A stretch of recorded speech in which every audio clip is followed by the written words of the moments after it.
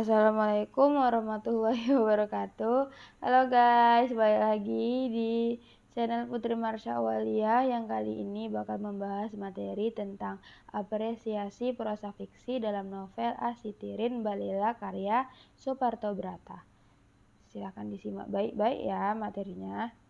Secara garis besar, berbagai macam unsur-unsur pembangun novel tersebut dapat dikelompokkan menjadi dua bagian, yaitu unsur intrinsik dan unsur ekstrinsik.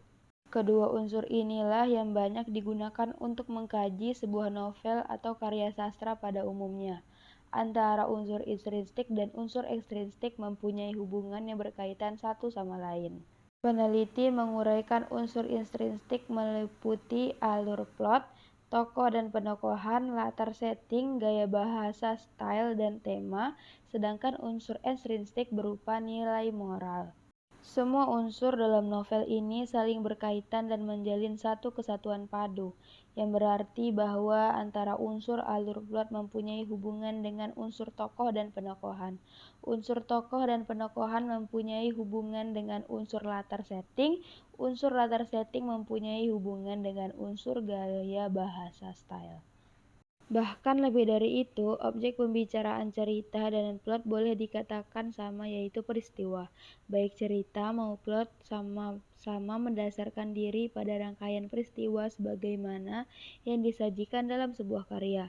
Oleh karena itu, sebenarnya dapat juga dikatakan bahwa dasar pembicaraan plot adalah cerita. Alur merupakan rentetan peristiwa yang dilakukan oleh setiap tokoh, baik tokoh utama maupun tokoh tambahan. Karena tokoh utama paling banyak diceritakan dan selalu berhubungan dengan tokoh-tokoh lain, maka ia sangat menentukan perkembangan plot secara keseluruhan. Ia selalu hadir sebagai pelaku atau yang dikenai kejadian dan konflik. Penting untuk mempengaruhi perkembangan plot, unsur peristiwa merupakan sesuatu yang dilakui dan atau ditimpakan kepada tokoh-tokoh cerita. Tokoh dengan demikian merupakan pelaku dan penderita berbagai peristiwa yang dikisahkan. Latar di pihak lain berfungsi untuk melatar belakangi peristiwa dan tokoh tersebut, khususnya yang menyangkut hubungan empat, sosial, dan waktu. Antara latar dan penokohan mempunyai hubungan yang erat dan bersifat timbal balik. Sifat-sifat latar dalam banyak hal akan mempengaruhi sifat-sifat tokoh. Bahkan barangkali tak berlebihan jika dikatakan bahwa sifat seseorang akan dibentuk oleh keadaan latarnya. Hal ini akan tercermin misalnya sifat-sifat orang desa jauh di pedalaman akan berbeda dengan sifat-sifat orang kota. Cara berpikir dan bersikap orang desa lain dengan orang kota. Di pihak lain juga dapat dikatakan bahwa sifat-sifat dan tingkah laku tertentu yang ditunjukkan oleh seorang tokoh mencerminkan dari mana dia berasal. Jadi, ia akan mencerminkan latar. Latar berhubungan langsung dan mempengaruhi pengaluran dan penokohan. Latar sebagai bagian cerita yang tak terpisahkan, begitu juga dengan bahasa. Bahasa dalam sastra pun mengembang fungsi yang utama, yaitu fungsi komunikatif. Tema sebuah cerita tidak mungkin disampaikan secara langsung, melainkan hanya secara implisit melalui cerita. Unsur-unsur cerita lain, tema dikelompokkan sebagai fakta cerita, tokoh, plot, latar yang bertugas mendukung dan menyampaikan tema tersebut.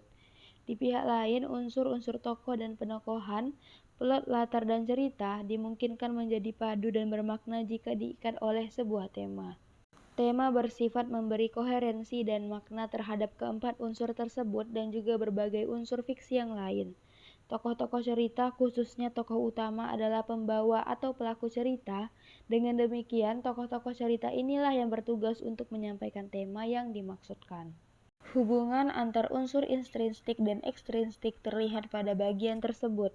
Hubungan antara unsur intrinsik dan ekstrinsik dengan adanya hubungan antara unsur intrinsik yang bersangkutan di atas, maka terjadi sambung sinambung secara berurutan, sehingga diperoleh kejelasan isi antar unsur yang satu dengan yang lain, yang saling terkait dan menjalin kesatuan yang padu. Baiklah, mungkin itu saja materi yang bisa saya sampaikan. Lebih dan kurang saya mohon maaf. Terima kasih. Wassalamualaikum warahmatullahi wabarakatuh.